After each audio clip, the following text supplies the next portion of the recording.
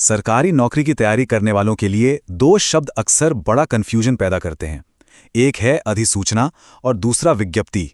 सुनने में ये दोनों एक जैसे लगते हैं, है ना? पर सच तो ये है कि इनके बीच का जो फर्क है उसे समझना एक होने वाले ऑफिसर के लिए बहुत बहुत जरूरी है। तो चलिए आज अगले कुछ मिनटों में इस कंफ्यूजन को हमेशा के लिए खत्म कर देते हैं। तो आज हम क्या क्या समझने वाले हैं? सबसे पहले हम जानेंगे कि अधिसूचना आखिर है क्या, फिर इसकी खासियतों पर गौर करेंगे। इसके बाद हम विज्ञप्ति को समझेंगे और फिर करेंगे इन दोनों का आमना सामना, एक सीधी तुलना, और आखिर में वो सारी जरूरी बातें जो परीक्षा के लिहाज से याद रखनी है। तो सबसे बड़ा सवाल यही है, आखिर वो कौन सी मोटी लकीर है जो इन दोनों को एक दूसरे से बिल्कुल अलग कर देती है?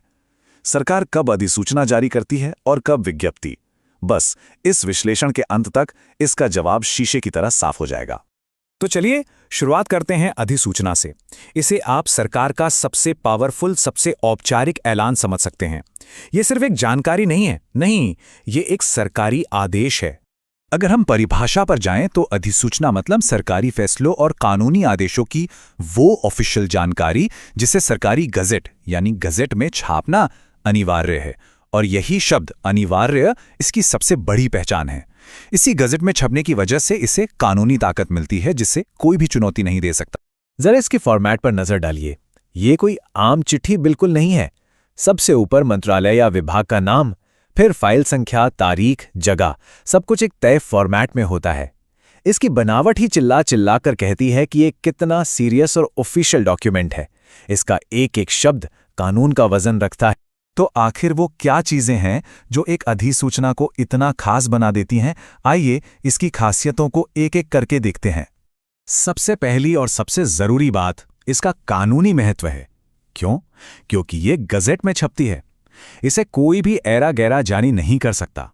ये या तो राष्ट्रपति, राज्यपाल या सरकार के किसी बहुत बड़े अधिकारी के दस्तखत से ही जारी होती है, और इसीलिए इसे सरकारी आदेशों का सबसे ऑथेंटिक डॉक्यूमेंट माना जाता है।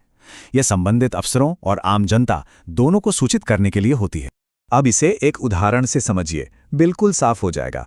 मान लीजिए उत्तर प्रदेश सरकार ने फैसला किया कि शिक्षकों की रिटायरमेंट की उम्र 60 से बढ़ाकर 62 साल कर दी जाए।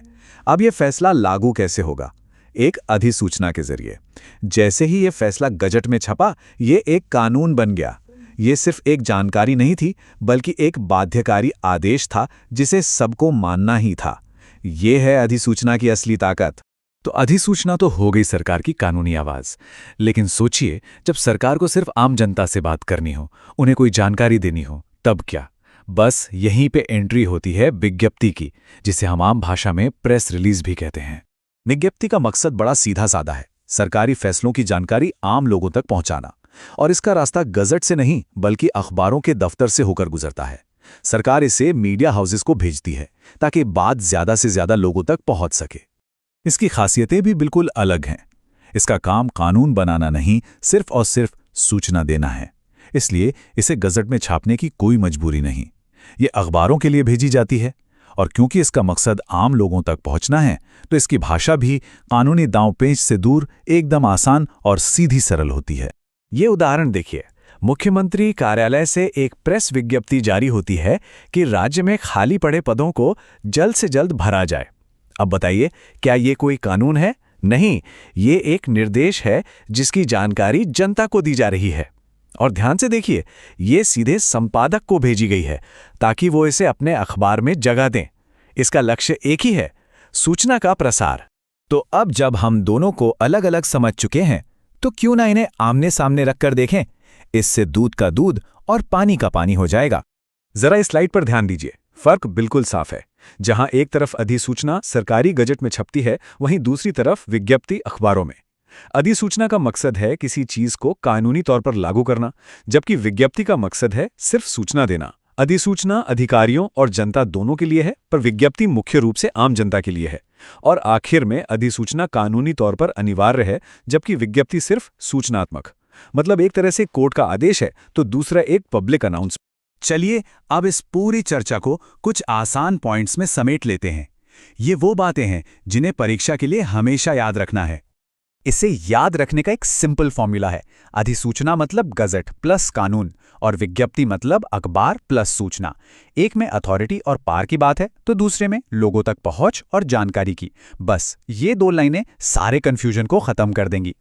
और जाते जाते ये एक सवाल सोचने के लिए, एक प्रशासक के तौर पर कम्युनिकेशन के इन 2 हथियारों के बीच का फर्क जानना इतना जरूरी क्यों है? सोचिए, ये कुछ ऐसा ही है जैसे एक सर्जन के लिए ये जानना कि कब छुरी का इस्तेमाल करना है और कब बैंडेड का। सही समय पर सही टूल का इस्तेमाल ही तो एक अच्छे प्रशासन की असली पहचान है। इस पर विचार जरूर कीजिएगा।